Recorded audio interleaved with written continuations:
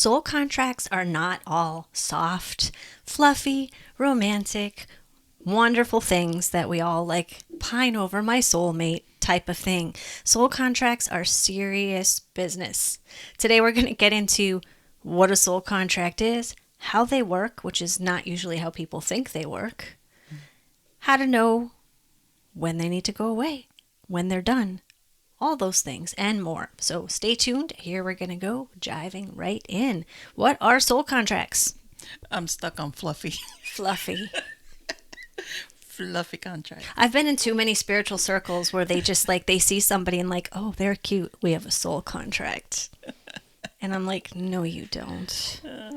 You have hormones. That's very different. Like every other human. I mean, maybe you That's do. more of a twin flame, But isn't most of the thing, those big energies. it could be a twin flame. 9 out of 10 times it's alcohol and hormones. But we don't have to apply spiritual terms to every single thing that we want. Good point. So that we can put it in the spiritual bubble to get it. Mm-hmm. All right, but I digress. Yeah. Soul So contracts. What is a soul contract? They are agreements with other souls before you incarnate on here, because I know a lot of people like to make up soul contracts on the fly because it suits the situation to try to maintain something that you want. Can you tell I've run into a lot of misuse of soul contracts in my path? I have. I have to. So before you incarnate, you and other souls and all that is decides why your soul wants to come here, what type of soul growth you are looking for. Like, I want to understand grace more. I want to understand acceptance more, whatever your soul is going to need. Certain souls, there's an agreement between the two souls that they're going to come in and help support you in that. Usually it's decided if they're going to support you in truly understanding it from like a supportive place of it, or if they're going to support it from the painful, like, I'm denying you of what you want type of thing. Mm-hmm. Because a lot of people grow better for some reason from the big stick moment than just through the more easeful path that we could choose. Mm-hmm. So people come in for one of those two things. That's the extent of it. There's no how. Mm-hmm. There is no that the person is going to show up being your soulmate and the love of your life, and that is the contract. It certainly can be. There's no that the person is going to come in and they are, tasked with mugging you in the street and traumatizing you, and that's they did that because we have a soul contract. And no, and a soul contract can be a sibling, a parent, anybody, a friend, a coworker. I mean, and somebody you encountered walking down the street.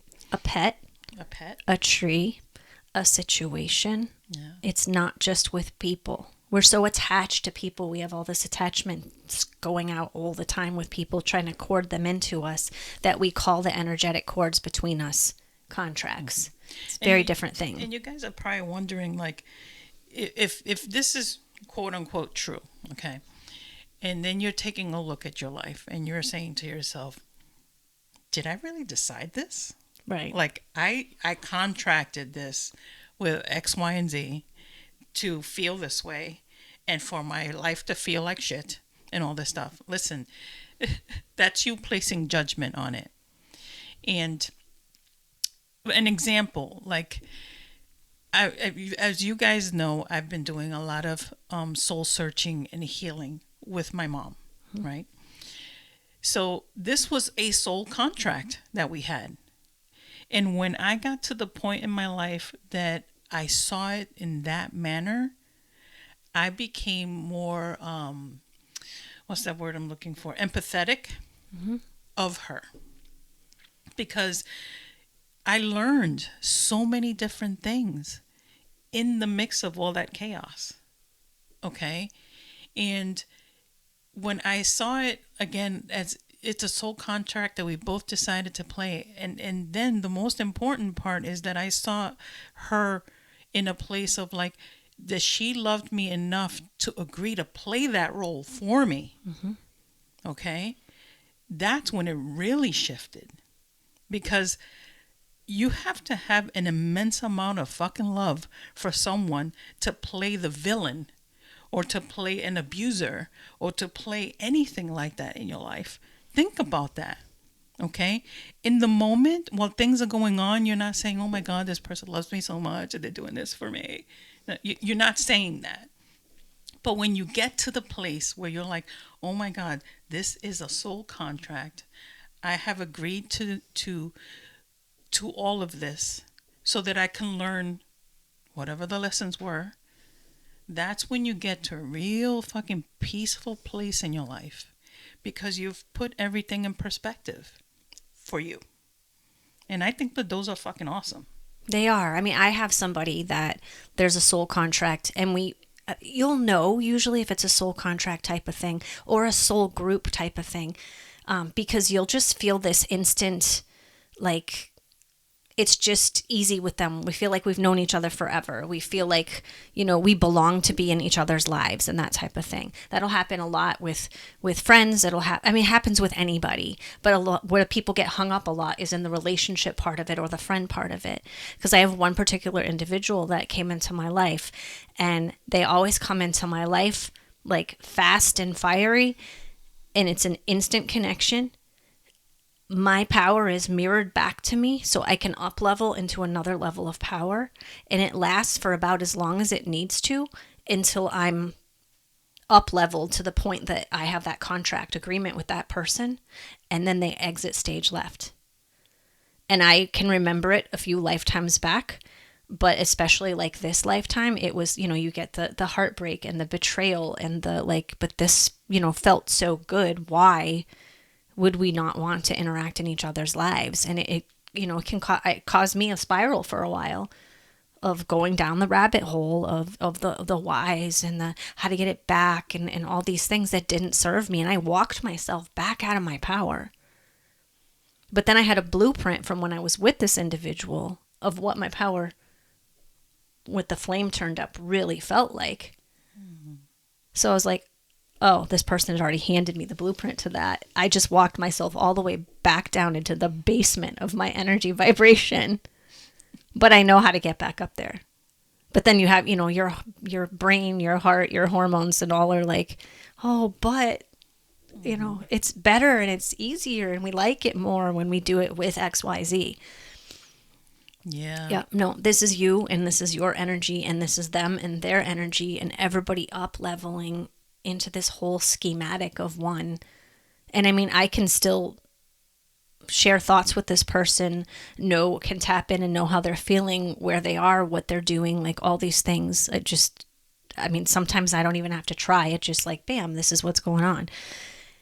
I haven't seen the person in many years at this point, but you can still have that connection. So if you have that instant soul recognition thing, probably soul group, probably soul contract. Mm-hmm. And please don't beat yourself up if you walk yourself into the basement, because it's practice and it's you actually being able to do the pattern that you've just been shown yourself. It's all just growth opportunity. Right. It's not about shoulda, woulda, couldas with, getting married or having that job or... Well, and that's the thing is like a lot of us seem to understand it better when it's in a relationship. I'm not sure why, but we keep forgetting that relationships are siblings, parents, friends, all that. It's just not sexual. Mm-hmm. That's the only difference. So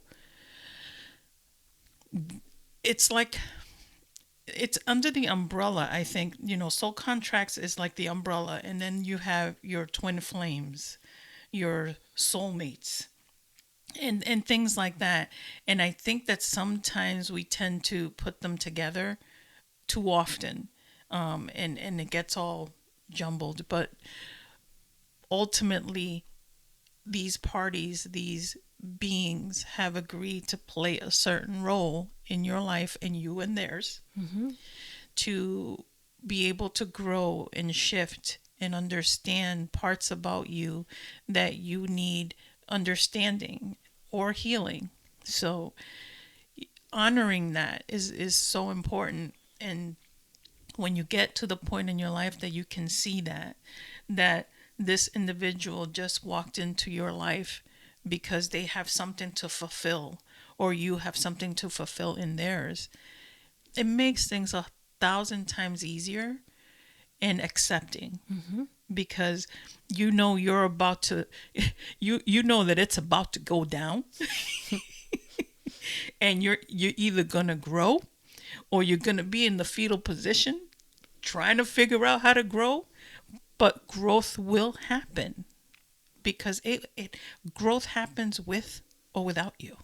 That's just the way it happens. Yeah, the easy way or the hard way. Just So like an example, if you're coming in here to work on, say, acceptance, you'll have all sorts of people and situations, and animals, like I said, nature, things that are going to come in to put you in a position where you can accept or not. You can accept that, the tornado just bowled over your garage and your car and all that stuff is gone. And like, how can you deal with that, or accept that? I had a cat once that liked to spray everything. I loved this cat dearly, dearly, dearly. He had very bad behavior. We did all of the things, but the love overrode, and I was able to accept that this is the type of cat I have. I didn't like the behaviors. Again, worked on them as much as I could, or you might get dropped into like a new job situation, like a job will suddenly end, so you have to start a new place, and you're in there and you're trying to be accepted again, trying to find where you fit in the group. These cycles will happen. The people will come in either so you can accept, or where you're looking for acceptance. And so when you start to see that common theme in different things, then you'll be like, okay, soul contract. And these are all the players in that contract. So how do you know when it's done? First of all, the cycles will stop happening. Second of all, you'll just you're in a place of acceptance. Like, I don't care who you are or what you think or who you love or anything. You're a human being. I'm a human being. You do you. As long as you're not hurting me or people around me, then that's cool. And vice versa. You'll get into just a place of peace with whatever the theme is. And you don't have to go nuts trying to figure out the theme. Like, you're obviously, if you're doing your spiritual work, you're working on acceptance. You're working on grace. You're working on walking yourself into being in a peaceful, loving place more and more often. Yeah. It's true what you said, that when you get to that place, things happen less and less and less. I mean, bringing it back to my angry years in life when I was just like a hot mess. I was constantly attracting a lot of people that were combative. Okay, constantly getting into physical altercations. Because that was the energy at the time I was putting out, consciously and subconsciously, to be honest. And when I became more and more aware of it and started healing it, it became less and less and less. And my tell was several years back, I think during COVID, if I'm not mistaken. I went to go get a cup of coffee, and this guy just gets in my face. Back in the day, somebody got in my face, it's on. It's totally on. Okay? And I just put my hands behind my back. This guy was in my face, and I was just like stoic. Like, okay, I'm not going to react. I'm not going to respond. I'm not going to do any of those things. The most interesting thing happened. Everyone else around me got involved instead of me. Okay, saying, you need to stop or whatever. Or the cops got involved, if I'm not mistaken, because they were in the area and was settling down the guy. And I didn't have any reaction. I didn't have any feeling behind it. That's how I knew that I had healed that part of me, because I was walking around in such an angry state that I was attracting that. And this guy played that contract out for me to show me Brilliantly that I was okay now. So at the end of it all, I thanked him energetically, spiritually, for showing me I'm doing a good job. So if you have somebody that you're just frustrated with, you're tired of them, their energy being around them, or you're feeling angry towards them, it's likely a soul contract. And this is something where you can just dive into it and just apply more grace and do all your work, and you'll see it start to shift. You're not going to see the other person start to shift. Like, this is where we commonly go wrong. We're looking like, well, I want them to stop frustrating me and stop pissing me off, and I want them and I want them, and I'm doing all this work, but they're still being them. They're gonna be them. First of all, if that's the contract and that's how they decided to play it out, that's their free will to do. That's not for you to change. You don't fix in here by somebody else shifting their behavior. Right. You work on you, you work on you, you work on you. And then this stuff gets less and less and less. I mean, we're not saying accept bad behavior. We're not saying don't have healthy boundaries. We're not saying don't protect yourself if you're not safe. It's just that stuff loses its charge. I mean, you're just like, more of like, oh, there Uncle Tom goes again, like acting up at Thanksgiving dinner, and that's what he does. And, I'm just going to go over here where they're playing a game and I'm going to have fun. It's all about choices. Yeah. Soul contracts don't have to be that hard and that bumpy, or they can be. Your choice depends on how you do your work. I want to give you a quick message before we get back to this episode. Unlock the secrets of your soul for free with Soul Notes. Say goodbye to feeling stuck and hello to the validation of your alignment. These weekly prompts are filled with reminders, gentle nudges, and sometimes a kick in the ass, all with love from your soul. Don't just take our word for it. Try Soul Notes for yourself and see the difference it can make in your life. Trust us, your soul and you will thank you. Just go to soulnote.org. That's SOULNOTE.org. Now back to our podcast. Right. I mean, it's what we've been saying all along. It comes down to you. The theme has always been here at Soul Intentions about you, knowing you, honoring you, staying in your power, understanding the things that make you click, the things that throw you off the deep end so that you can learn what is going on within you that needs healing. That is what it's all about. The more and more you know yourself, the better off life around you it is. Because you're able to understand that when Joe Schmo walks into your life, he's got something or she's got something she's got to do with you for you. Okay? And vice versa. When you lose this job over here, it's because there's some other fucking better job on the other side of that. It's all about how you see it. So when you sit in that peaceful place in your life, in that balanced place, in that honorable place, those things tend to just kind of like float around you. Mm-hmm. And, and you're able to say, okay, these are lessons. These are great. I'm going to grab this. I'm going to grab that. And you get to design the life that you want because it's based upon how you want to feel. And that's what these soul contracts do. They help you identify all these things that you need help in or that you're playing out for them so that they can learn and all that. And I can't impress upon you enough that the more detached you are to the outcome, mm-hmm. the easier it's going to be. Because, again, the minute you get attached to it, you're applying resistance. So allow.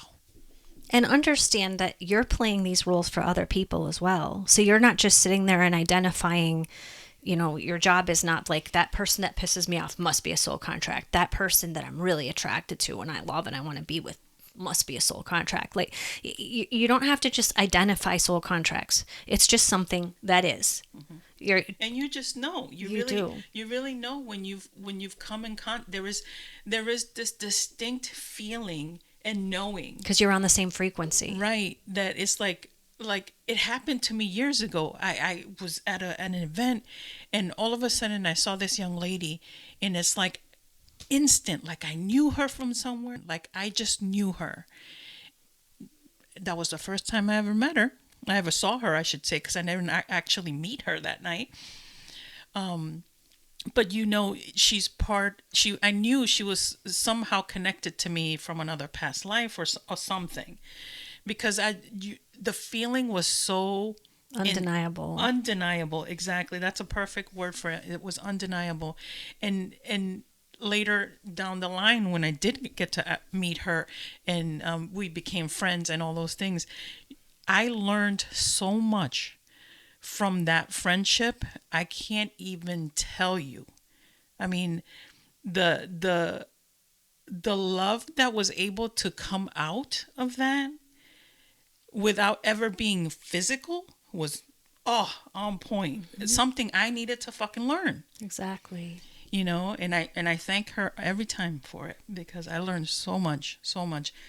And that's how you know there is this deep knowing when you come across someone that's in your soul, that has a soul contract with you. So, And again, it doesn't need to be forever. So somebody might come in and you might link up because you both have a mutual challenge or a mutual thing that you want to work on in this lifetime. So you've put in the same situation together. So it feels really strong and really connected really quickly. Like, oh my God, this is my new BFF because this is awesome. And you both have the same problem over here and you can face it together and talk about it and you feel like you understand each other, which is really just bringing you a deeper understanding to yourself. And then you'll both grow to certain different levels, and then it'll just fade off because that situation is over because you learned what you need to learn. Your soul evolved in that way. You'll always be connected energetically. They're always there. You haven't really lost anything. We're just so attached on the physical. So if you can just step back in that a little bit and let them come and go, then you don't have to have so much of, you mentioned twin flames earlier, where twin flames, they can come in hot and then they can burn out and they'll burn you on the way if you get too attached to it. I mean, you be present. Yeah, right? It can hurt. It can be pretty painful. I'm sure we can all speak to that. We've all had our twin flames somewhere. Multiple of Several. them. With the same theme over and over again because we didn't get it the first 5 times. And we're like, oh, this is the one now. And people confuse the twin flame and the soulmates a lot. Mm-hmm. And again, soulmate isn't like the person that you marry, and it could be. But I mean, it could be, your dog could be your soulmate. It can be anything, everything here that has a soul to it. And I'm not going to debate if animals have souls or not, because I believe that they do. They do. Or a tree, or anything else. Things have souls, and it can play that role for us, and you can play that role for them. Yeah. So the bottom line is just, again, we always talk about just focusing back on you, focusing on elevating your frequency to wherever your set point is for your soul. And don't get so hung up on all the contracts. It's good to understand, so you kind of understand how it works, and that it just dissolves once it's been accomplished. But otherwise, it's not something that you need to I'm going to rewrite my soul contract. I'm going to end my soul contract. It could simply be a cord. It could not be a contract. We'll actually link above the cord cutting podcast that we did on how to approach that. If you're here listening to this because you have some sort of what you think is a contract that's not feeling good, totally could be a contract. But take a look at the cord cutting, because that might help you flesh through it and get to a different spot with it. Yeah. And one of the things about these soul contracts that you should be aware of, that these happen through many, many lifetimes. And until it is addressed and healed or corrected or whatever it needs to happen, it will continue to happen each and every lifetime with the same soul. Might have a different frame or a different situation or a different whatever. But when it's done, it's done. But it carries from every single lifetime. And that's something that people miss a lot on, because you're like, why is this coming in so strong and hot? That's because it's been lifetime after lifetime. That's why. And it's here now saying, you need to fucking fix it. You need to address it. You need to heal it. You need to do something so that it can be done. And if you feel like you have some sort of soul contract that's going on for you, and you're like, but I'm at peace, or, I've found acceptance and I feel really, strong and solid in that. So I don't understand why this keeps coming up. Take a look if it is a generational thing, because we've noticed that a lot of people will just take contracts that weren't completed in other lifetimes by other family members in their bloodline, and they take them on that, like, I need to finish this for my bloodline. And sometimes that is true, but most of the times it's not. Most of the times it's just been what's been passed down to you and ingrained in you. And that's why if you've done your work, or you're like, I'm really good with this aspect, I'm really good with grace. So like, why does this stuff keep coming up and I just keep employing grace? Maybe it's to mirror to other people. I don't know, but it doesn't feel like that. It could be because it's a generational thing. So again, you can look at the cord cutting and do some of the work around that, and just, talk to your ancestors and ask them, to assist in anything that's an old contract that was yours. Please, I'm blessing and releasing it back to you because it's not mine. I'm clearing my energy field of it. Generational work it's a whole different beast. Completely. And it's definitely there for us to take a look at from time to time, for sure. But I think that the best part about it is, like you said, call on to your ancestors to help, because you don't have to do it by yourself. That's right. For sure. And if you're not sure, like, well, I don't know if it's, Aunt Betty's or Grandma Joe's or whatever, like, you don't need to. But if you don't feel comfortable, like you're not versed in ancestor work or don't feel comfortable doing it yourself, like I call on my grandfather a lot because I have a trust for him. He has a very like deep sense of like groundedness for me. And so I call on him and ask him to guide me, or somebody from, mother, father, guide, bloodline, or those of you who like maybe were adopted or just estranged from their family and you don't know who your mom was or whatever. You don't need to understand your bloodline to follow those energy channels out. Call on your guides, call on whoever you trust to walk with you and keep you protected. And just speak to your bloodline, speak to your ancestors, and tell them from your heart and from a place of grace and humbleness what you want, what you need, or what you're going to do, and just do it respectfully, and then bless and release it, and watch the energy start to shift. You'll know if that was the work you needed to do or not, because things will change. For sure. All right. So that is our take on We are complete. Soul contracts. We are. We are complete. So like and subscribe, comment below what you're working on. We'd love to hear it. And we will see you next week. All right. Be kind. Peace.